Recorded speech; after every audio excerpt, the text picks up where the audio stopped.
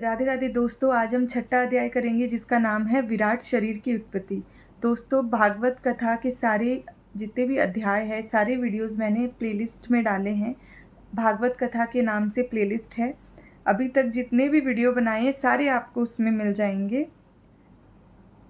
अब हम शुरू करते हैं छठा अध्याय। श्री मैत्रेय जी ऋषि ने कहा, सर्वशक्तिमान भगवान ने जब देखा कि आपस में संगठित न होने के कारण ये मेरी महतत्व आदि शक्तियाँ विश्व रचना के कार्य में असमर्थ हो रही है, तब वे काल शक्ति को स्वीकार करके एक साथ ही महतत्व, अहंकार, पंचभूत, पंच तन्मात्रा और मन सहित 11 इंद्रियां इन 23 तत्वों के समुदाय में प्रविष्ट हो गए। उनमें प्रविष्ट होकर उन्होंने जीवों के सोए हुए अदृष्ट को जागृत किया और परस्पर विलग हुए उस तत्व समूह को अपनी क्रिया शक्ति के द्वारा आपस में मिला दिया। इस प्रकार जब भगवान ने अदृष्ट को कार्योन्मुख किया, तब उस 23 तत्वों के समूह ने भगवान की प्रेरणा से अपने अंशों द्वारा अधिपुरुष विराट को उत्पन्न किया। अर्थात जब भगवान ने अंश रूप से अपने उस शरीर में प्रवेश किया, तब वह विश्व रचना करने वाला महतत्वादि का समुदाय एक दूसरे से मिलकर परिणाम को प्राप्त हुआ। यह तत्वों का परिणाम ही विराट पुरुष है, जिसमें चराचर जगत विद्यमान है। जल के भीतर जो अंड रूप आश्रय स्थान था, उसमें वह हिरण्मय विराट पुरुष संपूर्ण जीवों को साथ लेकर 1000 दिव्य वर्षों तक रहा। वह विश्व रचना करने वाले तत्वों का गर्भ था तथा ज्ञान, क्रिया और आत्मशक्ति से संपन्न था। इन शक्तियों से उसने स्वयं अपने क्रमशः 1 हृदय रूप, 10 प्राण रूप और 3 आध्यात्मिक, आधिदैविक, आधिभौतिक विभाग किए। यह विराट पुरुष ही प्रथम जीव होने के कारण समस्त जीवों का आत्मा, जीव रूप होने के कारण परमात्मा का अंश और प्रथम अभिव्यक्त होने के कारण भगवान का आदि अवतार है। यह संपूर्ण भूत समुदाय इसी में प्रकाशित होता है। यह अध्यात्म, अधिभूत और आधिदैव रूप से 3 प्रकार का, प्राण रूप से 10 प्रकार का और हृदय रूप से 1 प्रकार का है। फिर विश्व की रचना करने वाले महतत्वादि के अधिपति श्री भगवान ने उनकी प्रार्थना को स्मरण कर उनकी वृत्तियों को जगाने के लिए अपने चेतन रूप तेज से उस विराट पुरुष को प्रकाशित किया, उसे जगाया। उसके जागृत होते ही देवताओं के लिए कितने स्थान प्रकट हुए, यह मैं बतलाता हूँ, सुनो। विराट पुरुष के पहले मुख प्रकट हुआ, उसमें लोकपाल अग्नि अपने अंश वागींद्रिय के समेत प्रविष्ट हो गया, जिससे यह जीव बोलता है। फिर विराट पुरुष के तालु उत्पन्न हुआ, उसमें लोकपाल वरुण अपने अंश रसनेन्द्रिय के सहित स्थित हुआ, जिससे जीव रस ग्रहण करता है।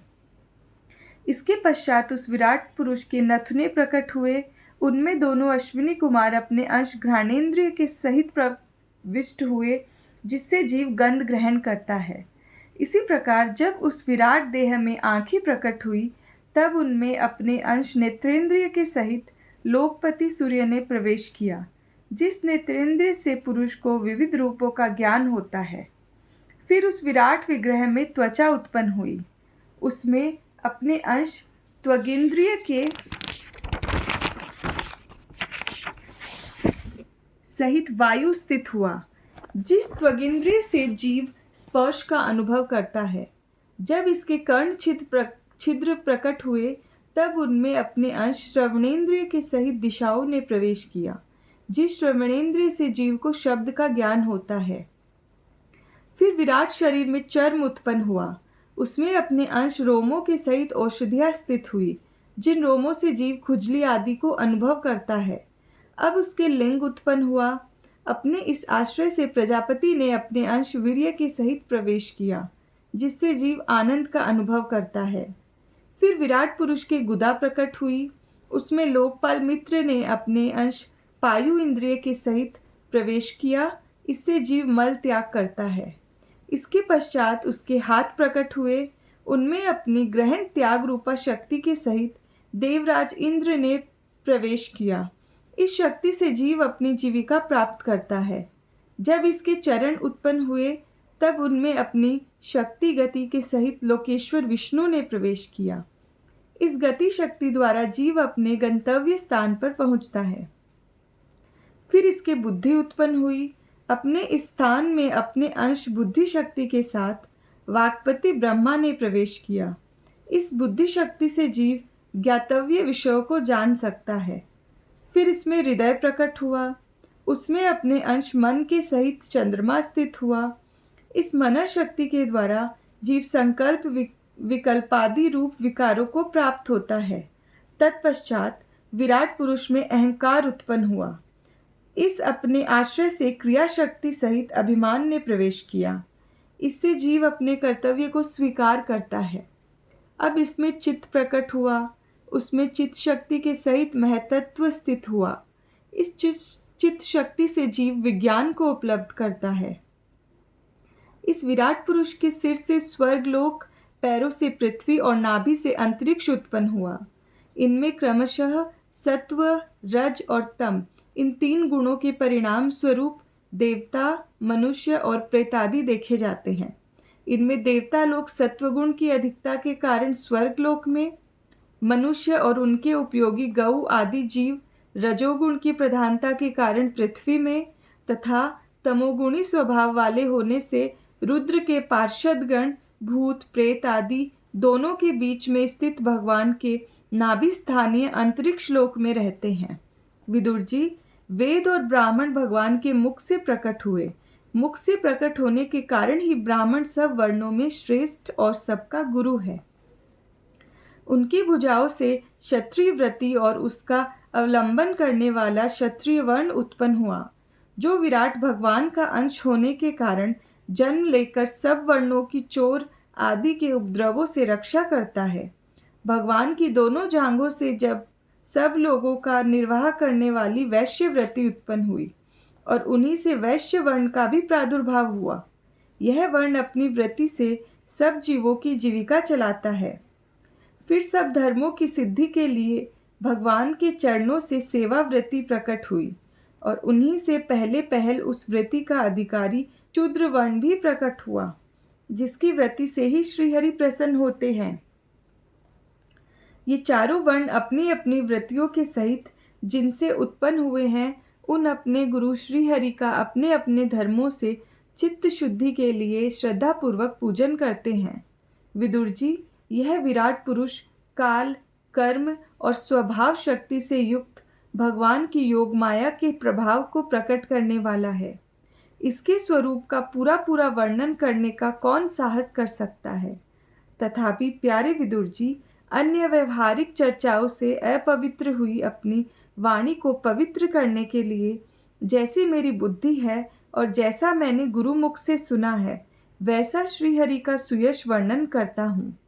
महापुरुषों का मत है कि पुण्य श्लोक शिरोमणि श्रीहरि के गुणों का गान करना ही मनुष्य की वाणी का तथा विद्वानों के मुख से भगवत कथामृत का पान करना ही उनके कानों का सबसे बड़ा लाभ है।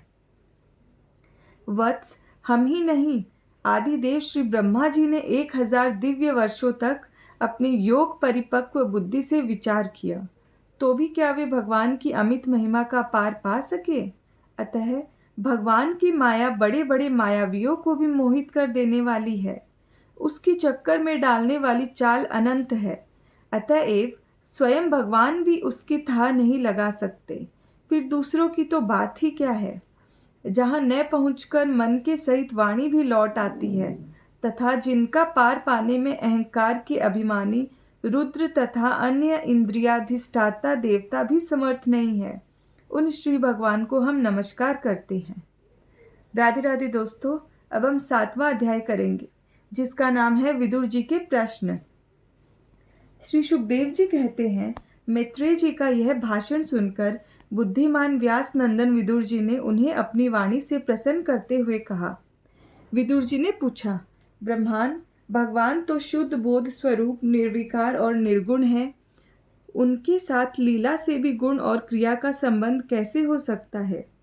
बालक में तो कामना और दूसरों के साथ खेलने की इच्छा रहती है, इसी से वह खेलने के लिए प्रयत्न करता है, किंतु भगवान तो नित्य तृप्त, पूर्ण काम और सर्वदा असंग है, वे क्रीड़ा के लिए भी क्यों संकल्प करेंगे? भगवान ने अपनी गुणमयी माया से जगत की रचना की है, उसी से वे इसका पालन करते हैं और फिर उसी से संहार भी करेंगे। जिनके ज्ञान का देश, काल अथवा अवस्था से, अपने आप या किसी दूसरे निमित्त से भी कभी लोप नहीं होता, उनका माया के साथ किस प्रकार संयोग हो जा सकता है?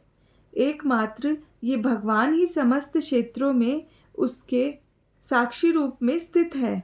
फिर इन्हें दुर्भाग्य या किसी प्रकार के कर्म जनित क्लेश की प्राप्ति कैसे हो सकती है? भगवन, इस अज्ञान संकट में पड़कर मेरा मन बड़ा खिन्न हो रहा है। आप मेरे मन के इस महान मोह को कृपा करके दूर कीजिए। सुखदेव जी कहते हैं, तत्व जिज्ञासु विदुर जी की यह प्रेरणा प्राप्त कर अहंकारहीन मैत्रेय जी ने भगवान का स्मरण करते हुए मुस्कुराते हुए कहा। श्री मैत्रेय जी ने कहा, जो आत्मा सबका स्वामी और सर्वथा मुक्त स्वरूप है, वही दीनता और बंधन को प्राप्त हो।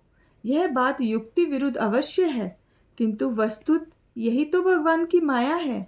जिस प्रकार स्वप्न देखने वाले पुरुष को अपना सिर कटना आदि व्यापार न होने पर भी अज्ञान के कारण सत्यवत भासते हैं, उसी प्रकार इस जीव को बंधनादि न होते हुए भी अज्ञानवश भास रहे हैं।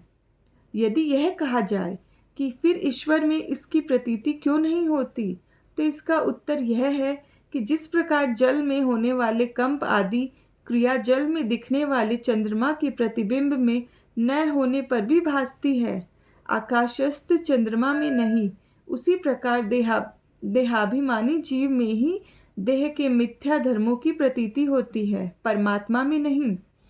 निष्काम भाव से धर्मों का आचरण करने पर भगवत कृपा से प्राप्त हुए भक्ति योग के द्वारा यह प्रतीति धीरे धीरे निवृत्त हो जाती है। जिस समय समस्त इंद्रियां विषयों से हटकर साक्षी परमात्मा श्री हरि में निश्चल भाव से स्थित हो जाती है, उस समय गाढ़ निद्रा में सोए हुए मनुष्य के समान जीव के राग द्वेष आदि सारे क्लेश सर्वथा नष्ट हो जाते हैं। श्री कृष्ण के गुणों का वर्णन एवं श्रवण अशेष दुख राशि को शांत कर देता है। फिर यदि हमारे हृदय में उनके चरण कमल की रज के सेवन का प्रेम जग पड़े, तब तो कहना ही क्या है। विदुर जी ने कहा, भगवन, आपके युक्ति युक्त वचनों की तलवार से मेरे संदेह छिन्न भिन्न हो गए हैं। अब मेरा चित्त भगवान की स्वतंत्रता और जीव की परतंत्रता दोनों ही विषयों से खूब प्रवेश कर रहा है। विद्वन, आपने यह बात बहुत ठीक कही है कि जीव को जो क्लेशादि की प्रतीति हो रही है, उसका आधार केवल भगवान की माया ही है। यह क्लेश मिथ्या एवं निर्मूल ही है, क्योंकि इस विश्व का मूल कारण ही माया के अतिरिक्त और कुछ नहीं है। इस संसार में दो ही प्रकार के लोग सुखी है, या तो जो अत्यंत मूढ़ है, या जो बुद्धि आदि से अतीत श्री भगवान को प्राप्त कर चुके हैं। बीच की श्रेणी के संशयापन लोग तो दुख ही भोगते रहते हैं। भगवान, आपकी कृपा से मुझे यह निश्चय हो गया कि अनात्म पदार्थ वस्तुत है नहीं, केवल प्रतीत ही होते हैं। अब मैं आपकी चरणों की सेवा के प्रभाव से उस प्रतीति को भी हटा दूंगा। इन श्री चरणों की सेवा से नित्य सिद्ध भगवान श्री मधुसूदन के चरण कमलों में उत्कट प्रेम और आनंद की वृद्धि होती है, जो आवागमन की यंत्रणा का नाश कर देती है। महात्मा लोग भगवत प्राप्ति के साक्षात मार्ग ही होते हैं।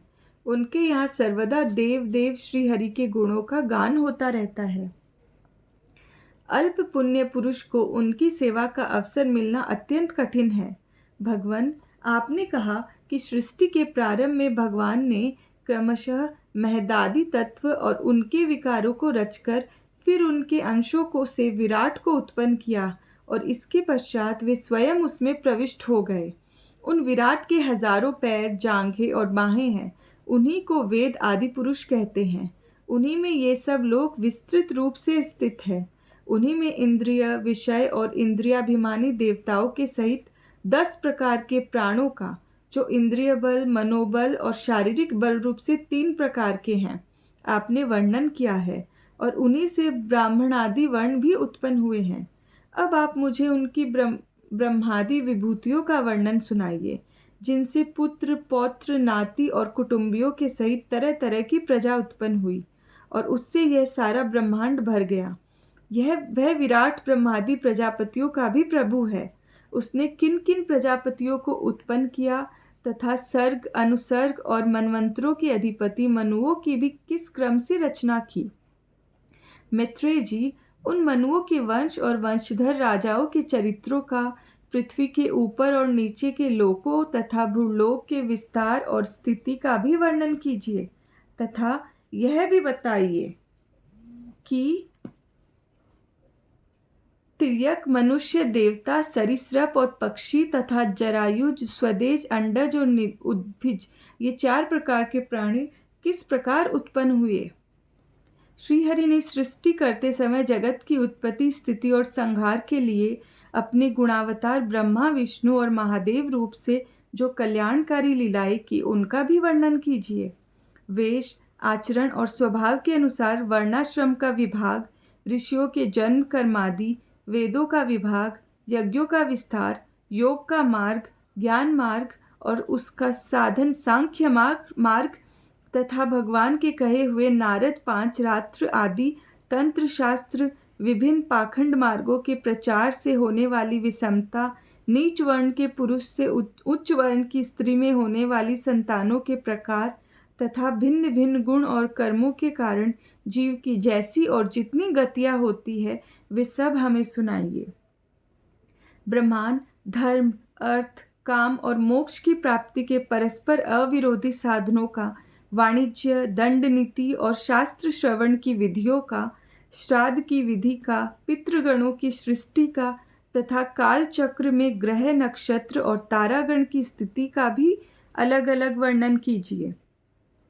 दान, तप तथा इष्ट और पूर्त कर्मों का क्या फल है। प्रवास और आपत्ति के समय मनुष्य का क्या धर्म होता है।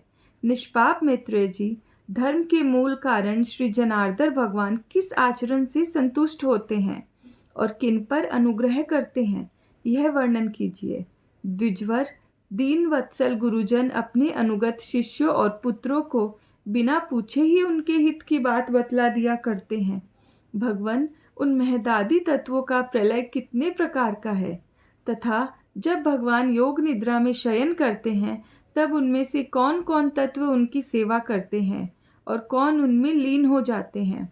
जीव का तत्व, परमेश्वर का स्वरूप, उपनिषद प्रतिपादित ज्ञान तथा गुरु और शिष्य का पारस्परिक प्रयोजन क्या है। पवित्रात्मन विद्वानों ने उस ज्ञान की प्राप्ति के क्या क्या उपाय बतलाए हैं, क्योंकि मनुष्यों को ज्ञान, भक्ति अथवा वैराग्य की प्राप्ति अपने आप तो हो नहीं सकती। ब्रह्मांड, माया मोह के कारण मेरी विचार दृष्टि नष्ट हो गई है। मैं अज्ञ हूँ, आप मेरे परम सुहृद है। अतः श्री हरि लीला का ज्ञान प्राप्त करने की इच्छा से मैंने जो प्रश्न किए हैं, उनका उत्तर मुझे दीजिए। पुण्यमय मैत्रेय जी, भगवत तत्व के उपदेश द्वारा जीव को जन्म मृत्यु से छुड़ाकर उसे अभय कर देने में जो पुण्य होता है, समस्त वेदों के अध्ययन, यज्ञ, तपस्या और दानादि से होने वाला पुण्य उस पुण्य के 16वें अंश के बराबर भी नहीं हो सकता। सुखदेव जी कहते हैं, राजन, जब कुरुश्रेष्ठ विदुर जी ने मुनिवर मैत्रेय जी से इस प्रकार पुराण विषयक प्रश्न किए, तब भगवत चर्चा के लिए प्रेरित किए जाने के कारण वे बड़े प्रसन्न हुए और मुस्कुराकर उनसे कहने लगे। राधे राधे दोस्तों, अब हम 8वां अध्याय करेंगे, जिसका नाम है ब्रह्मा जी की उत्पत्ति। श्री मैत्रेय जी ने कहा, विदुर जी, आप भगवत भक्तों में प्रधान लोकपाल यमराज ही है। आपके पुरुवंश में जन्म लेने के कारण वह अंश साधु पुरुषों के लिए भी सेव्य हो गया है। धन्य है आप, निरंतर पद पद पर श्रीहरि की कीर्तिमयी माला को नित्य नूतन बना रहे हैं। अब मैं शूद्र विषय सुख की कामना से महान दुख को मोल लेने वाले पुरुषों की दुख निवृत्ति के लिए श्रीमद् भागवत पुराण प्रारंभ करता हूँ, जिसे स्वयं श्री शंकरशन भगवान ने सनकादि ऋषियों को सुनाया था। अखंड ज्ञान संपन्न आदिदेव भगवान शंकरशन पाताल लोक में विराजमान थे। सनत कुमार आदि ऋषियों ने उनसे परम पुरुषोत्तम ब्रह्मा का तत्व जानने के लिए उनसे प्रश्न किया। उस समय शेष जी अपने आश्रय स्वरूप उन परमात्मा की मानसिक पूजा कर रहे थे, जिनका वेद वासुदेव के नाम से निरूपण करते हैं। उनके कमल कोश सरीखे नेत्र बंद थे। प्रश्न करने पर सनत कुमार आदि ज्ञानी जनों के आनंद के लिए उन्होंने अध खुले नेत्रों से देखा। सनत कुमार आदि ऋषियों ने मंदाकिनी के जल से भीगे अपने जटा समूह से उनके चरणों की चौकी के रूप में स्थित कमल का स्पर्श किया, जिसकी नागराज कुमारियां अभिलषित वर की प्राप्ति के लिए प्रेम पूर्वक अनेकों उपहार सामग्रियों से पूजा करती है। सनत कुमार आदि उनकी लीला के मर्मज्ञ है। उन्होंने बार बार प्रेम गदगद वाणी से उनकी लीला का गान किया। उस समय शेष भगवान के उठे हुए सहस्त्रों फण किरीटों की सहस्त्र सहस्त्र श्रेष्ठ मणियों की छिटकती हुई रश्मियों से जगमगा रहे थे। भगवान संकर्षण ने निवृत्ति परायण सनत कुमार जी को यह भागवत सुनाया था। ऐसा प्रसिद्ध है। सनत कुमार जी ने फिर इससे परम व्रतशील सांख्यायन मुनि को उनके प्रश्न करने पर सुनाया। परमहंसों में प्रधान श्री सांख्यायन जी ने को जब भगवान की विभूतियों का वर्णन करने की इच्छा हुई, तब उन्होंने इसे अपने अनुगत शिष्य हमारे गुरु श्री पराशर जी को और बृहस्पति जी को सुनाया। इसके पश्चात परम दयालु पराशर जी ने पुलस्त्य मुनि के कहने से वह आदि पुराण मुझसे कहा। वत्स, श्रद्धालु और सदा अनुगत देखकर अब वही पुराण मैं तुम्हें सुनाता हूँ। सृष्टि के पूर्व यह संपूर्ण विश्व जल में डूबा हुआ था। उस समय एकमात्र श्री नारायण देव शेष सैया पर पौधे हुए थे। वे अपनी ज्ञान शक्ति को अक्षुण्ण रखते हुए ही योग निद्रा का आश्रय ले अपने नेत्र मूंदे हुए थे। सृष्टि कर्म से अवकाश लेकर आत्मानंद में मग्न थे। उनमें किसी भी क्रिया का उन्मेष नहीं था। जिस प्रकार अग्नि अपनी दाहिका आदि शक्तियों को छिपाए हुए काष्ठ में व्याप्त रहता है, उसी प्रकार भगवान ने संपूर्ण प्राणियों के सूक्ष्म शरीरों को अपने शरीर में लीन करके अपने आधारभूत उस जल में शयन किया। उन्हें सृष्टि काल आने पर पुनः जगाने के लिए केवल काल शक्ति को जागृत रखा। इस प्रकार अपनी स्वरूपभूता चिशक्ति के साथ एक सहस्त्र चतुर्युग पर्यंत जल में शयन करने के अनंतर जब उन्हीं के द्वारा नियुक्त उनकी काल शक्ति ने उन्हें जीवों के क्रमों की प्रवृत्ति के लिए प्रेरित किया, तब उन्होंने अपने शरीर में लीन हुए अनंत लोक देखे। जिस समय भगवान की दृष्टि अपने में निहित लिंग शरीर आदि सूक्ष्म तत्व पर पड़ी, तब वह कालाश्रित रजोगुण से शुभित होकर सृष्टि रचना के निमित्त उनके नाभि देश से बाहर निकला। कर्म शक्ति को जागृत करने वाले काल के द्वारा विष्णु भगवान की नाभि से प्रकट हुआ वह सूक्ष्म तत्व कमल कोश के रूप में सहसा ऊपर उठा और उसने सूर्य के समान अपने तेज से उस अपार जल राशि को दैदीप्यमान कर दिया। संपूर्ण गुणों को प्रकाशित करने वाले उस सर्वलोकमय कमल से वे विष्णु भगवान ही अंतर्यामी रूप से प्रविष्ट हो गए।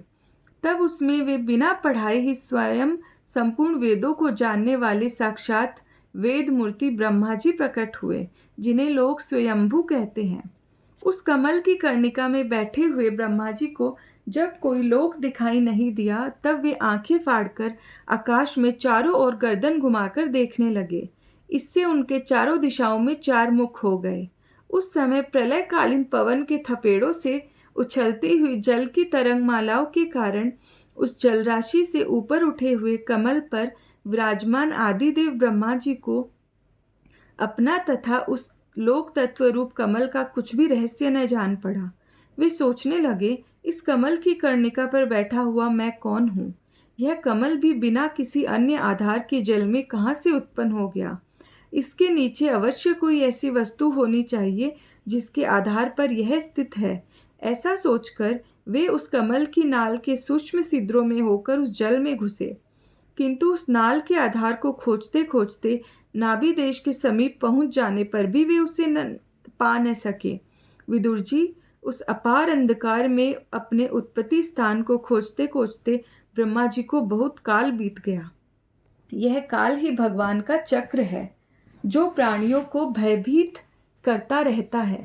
अंत में विफल मनोरथ हो वे वहां से लौट आए और पुनः अपने आधारभूत कमल पर बैठकर धीरे धीरे प्राणवायु को जीतकर चित्त को निसंकल्प किया और समाधि में स्थित हो गए।